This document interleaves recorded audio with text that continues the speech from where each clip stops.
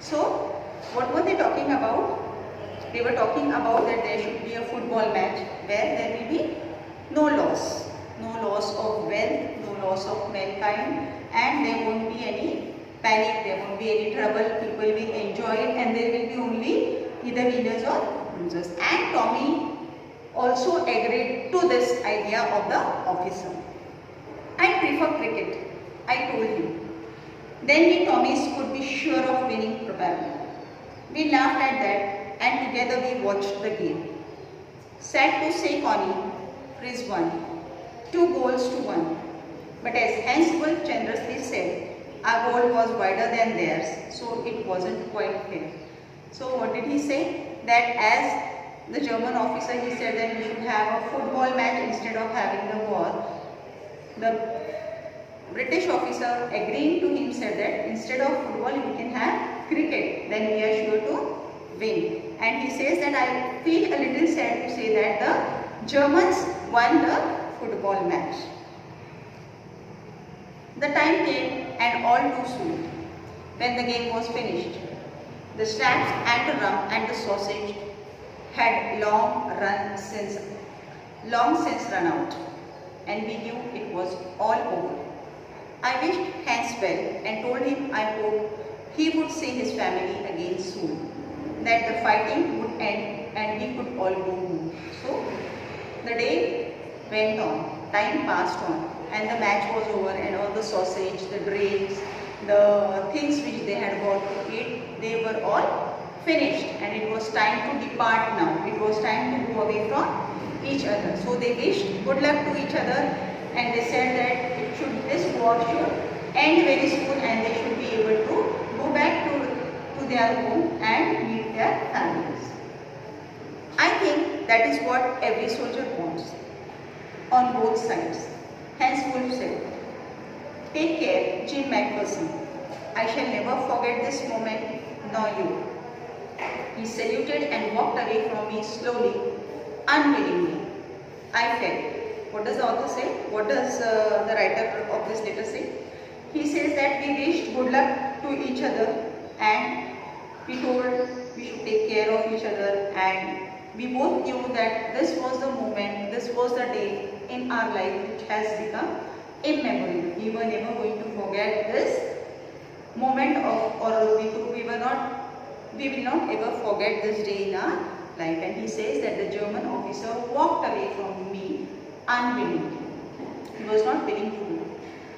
He turned to wave just once and then became one of the hundreds of grey-coated men drifting back towards their trenches. He said that as he was walking away from me, he once looked back, he waved at me, and he walked away along with his soldiers. That night back in our dugouts, we heard them singing a carol and singing it quite beautifully. So he says that night we heard them singing the carols. Carols means what? Carols are songs which are sung during the Christmas time. So when they came back to their own trenches, the German soldiers went back to their own trenches, and these Britishers, they came back. What did the officer say? He says that we heard them singing the carols. It was still night, silent night. Our voice gave them a rousing chorus of wild shepherds watched. We exchanged carols for a while, and then we all fell silent. So they were singing from their side, these soldiers were singing from their side. They exchanged the carols, and after some time they all went to sleep. It was all silent. We had a time of peace and goodwill, a time I will treasure as long as I live.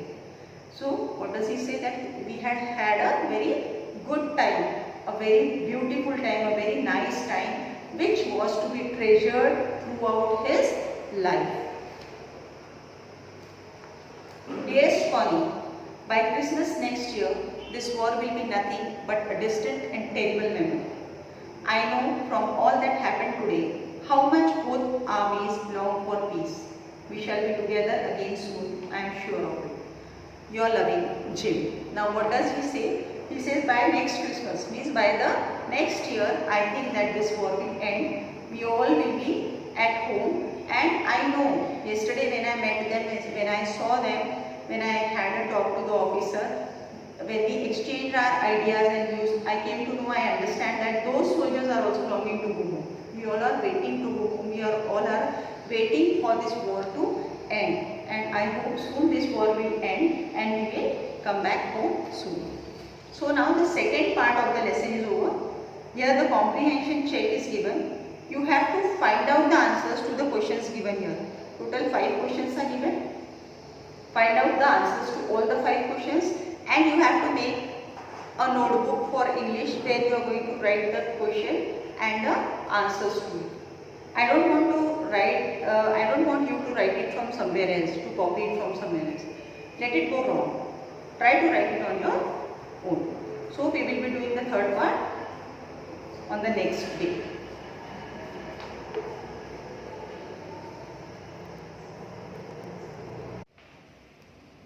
So we have seen the first and the second part of the lesson.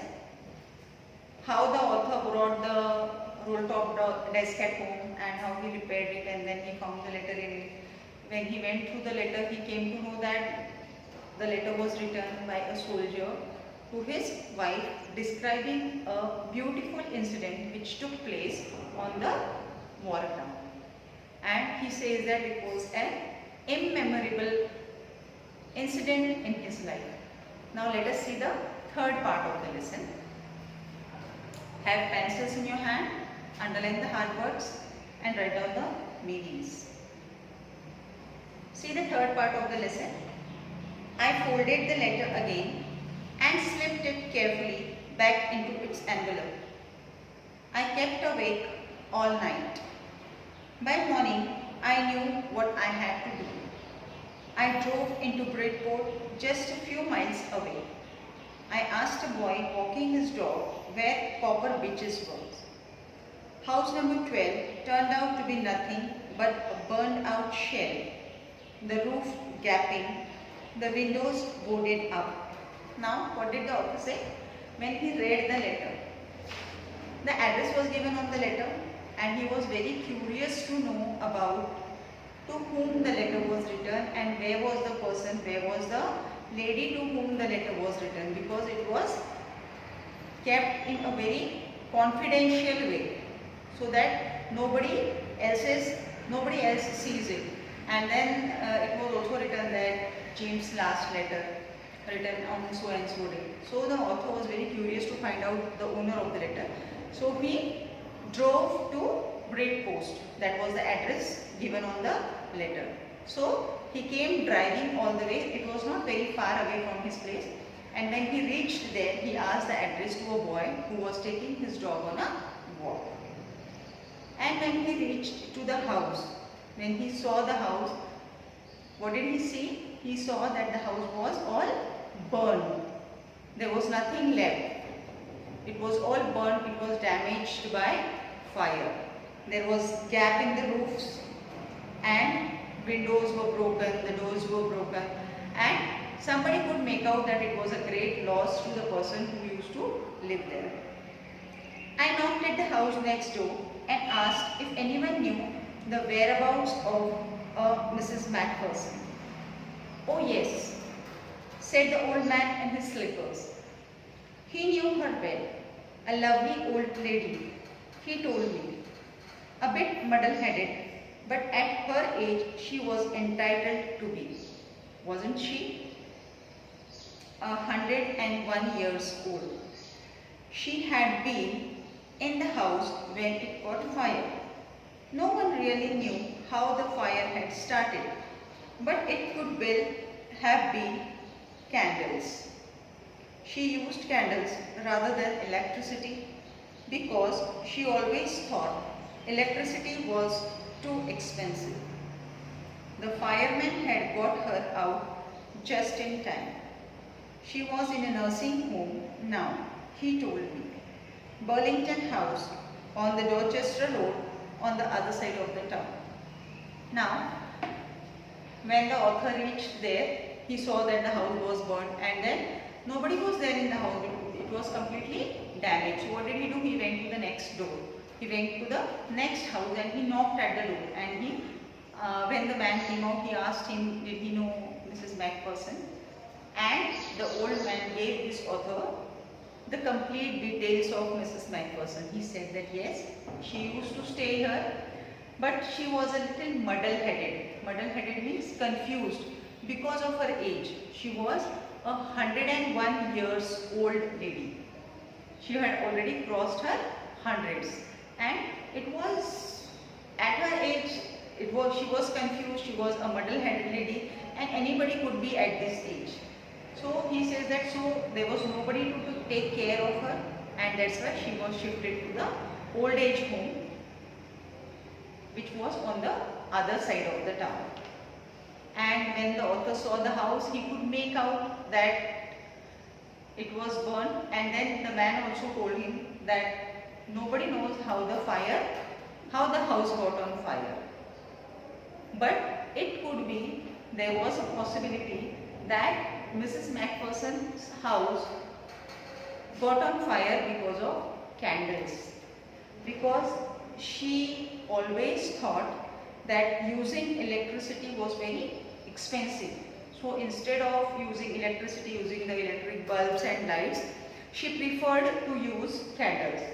And might be she must have lit a candle somewhere and the house lit on fire and she was unaware about it.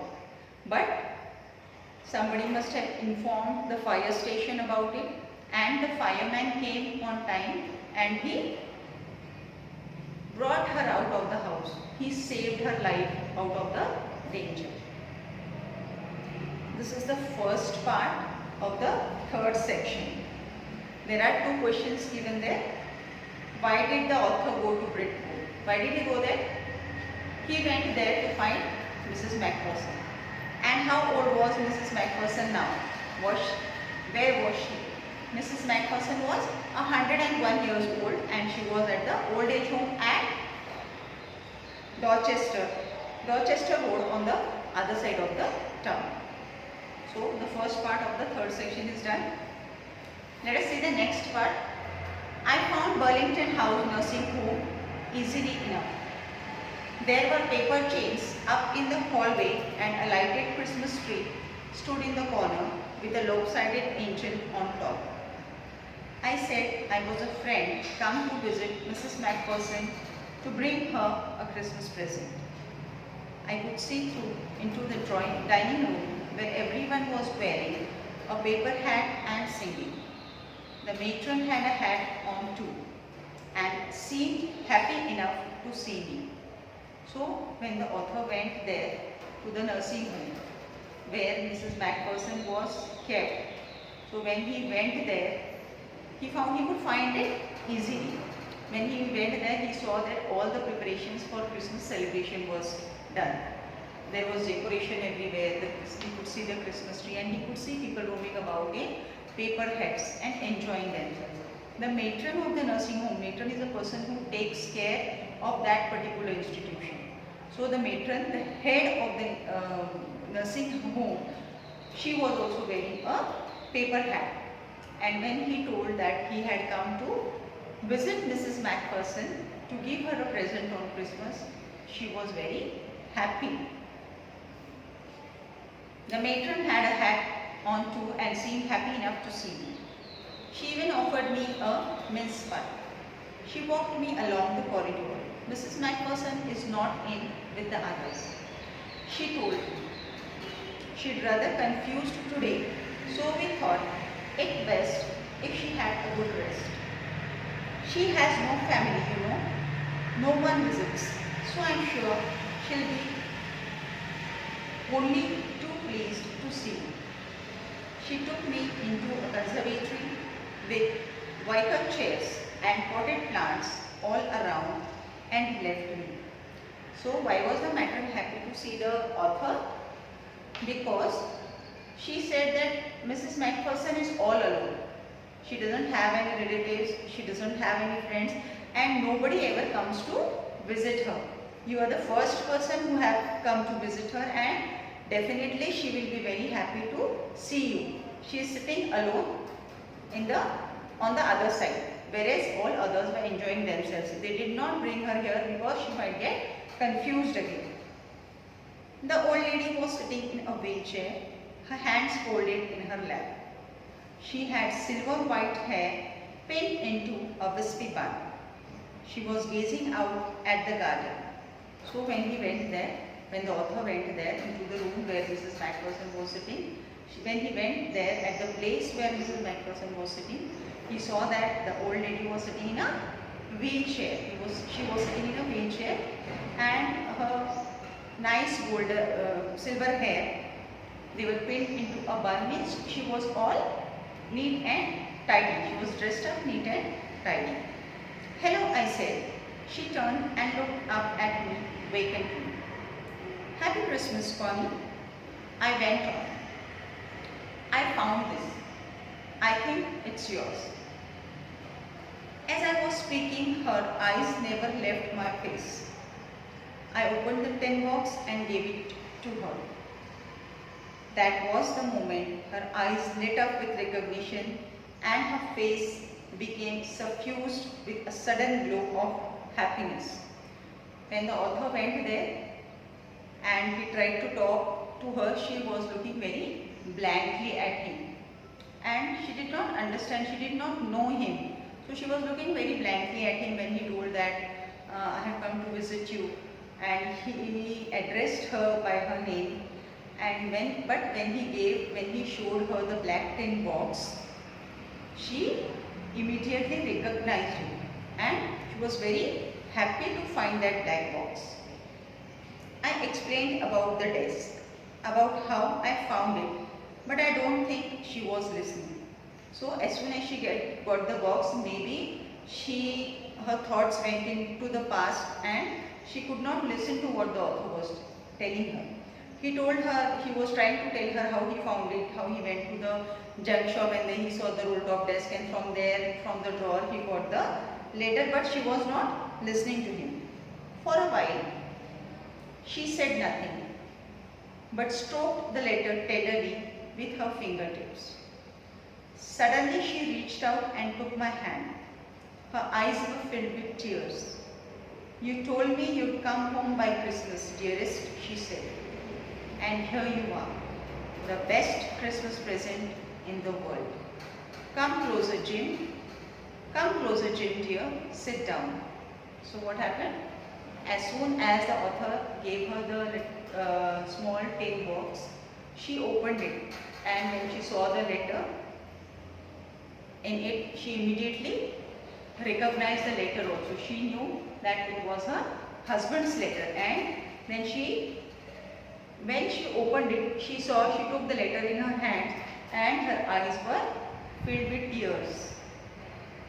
She was very happy because in that letter, Jim had written that he would come back on Christmas, as we saw it in the second part, that Jim had written that he would come back home by Christmas next year, and this was the Christmas time. And what did she say? She said that "you told me you would come back this Christmas, and here you are, and this is the best Christmas present I would ever have." Now see the last paragraph of the lesson. Once we finish this last paragraph, that will be the end of the lesson.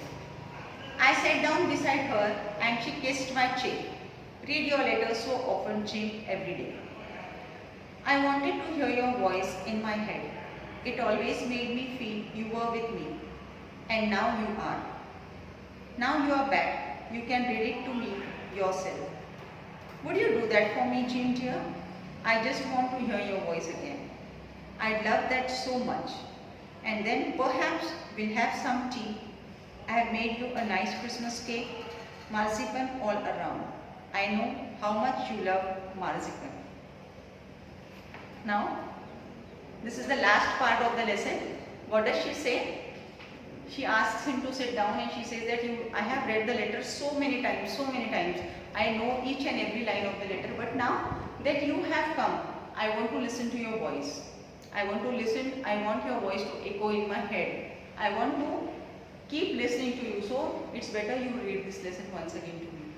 And then we will have tea, and I have made cake for you, and we will have it together. Why did she say all these things? She couldn't remember anything. That letter was written so many years back, and now that letter was written when she was young. Now she was 101 years old. She couldn't recollect her memories that Jim was dead and he did not come back from the war. When the author came to her, she thought that he was Jim and he had come back from the war, and now they would live a very happy life together again. So here we finish up with the lesson. Comprehension check, some questions are given there and some questions are given in the lesson also. You need to find out the answers. Write down in the English notebook. Then if you have any difficulty regarding the lesson, regarding the study stuff, any difficulty regarding the lesson, please feel free to message me or call me on my WhatsApp number.